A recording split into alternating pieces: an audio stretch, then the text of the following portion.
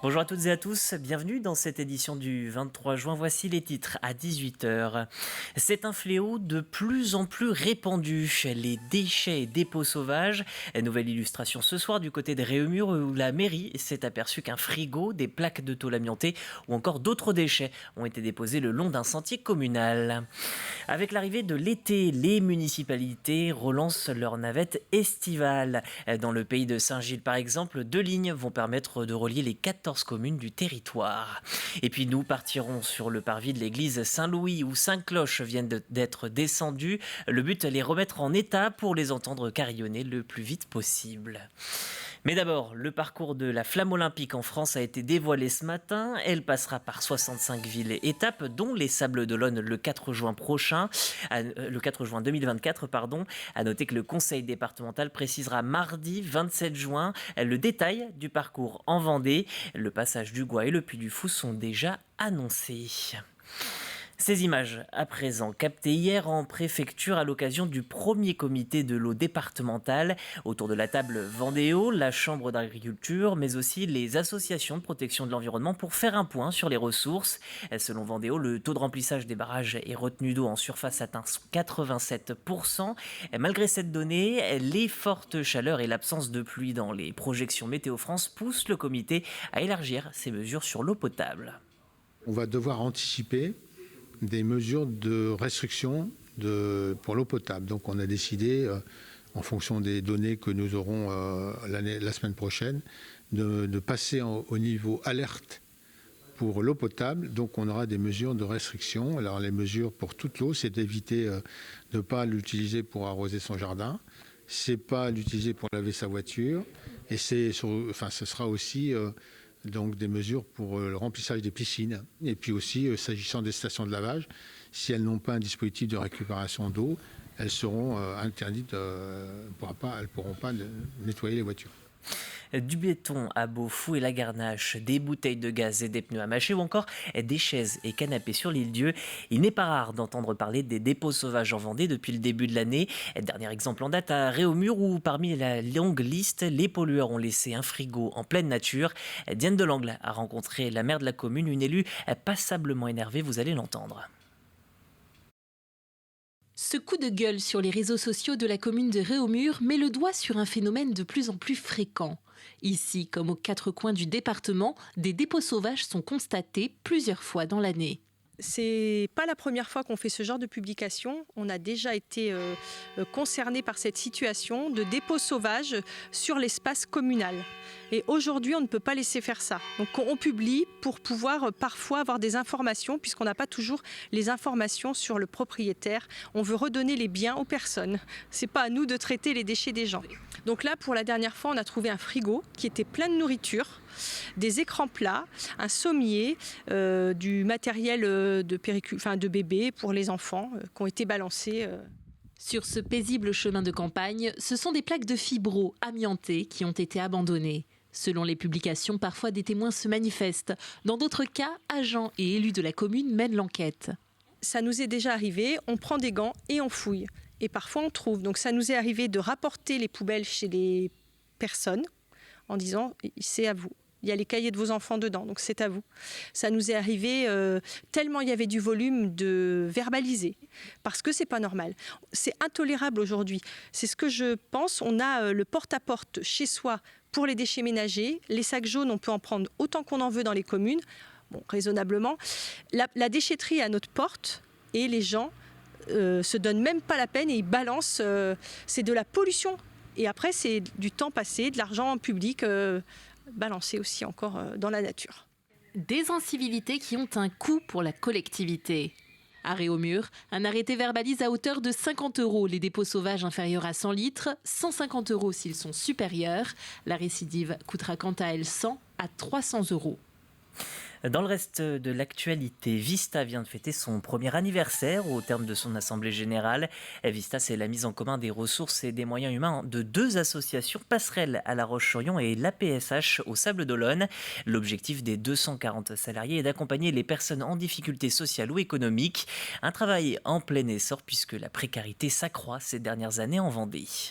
Sur La Roche-sur-Yon, on a une permanence du SAMU social tous les soirs à la gare routière, où il y a un échange, ça dure 2 heures grosso modo, et là, ça augmente sérieusement, on est à 80 jusqu'à 100 personnes le soir, et tous les soirs de l'année. Donc là, on le voit vraiment concrètement que depuis 2-3 ans, ça augmente considérablement.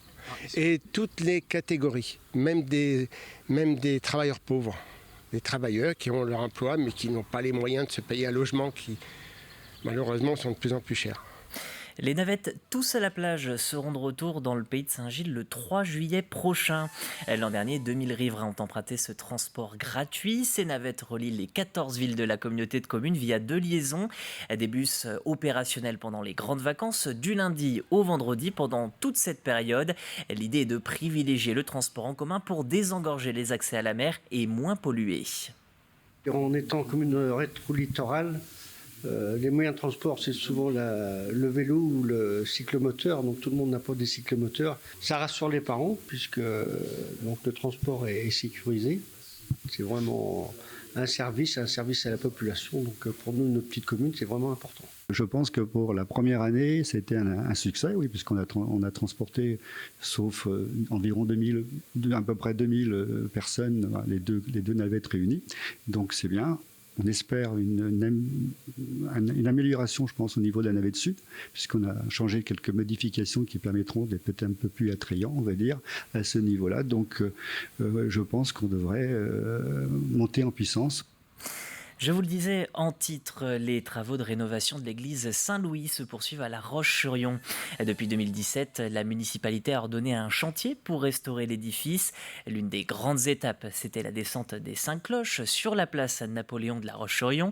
Les campanistes vont ainsi pouvoir remplacer 2 cloches, remettre en état le beffroi et s'assurer du bon fonctionnement de ces pièces.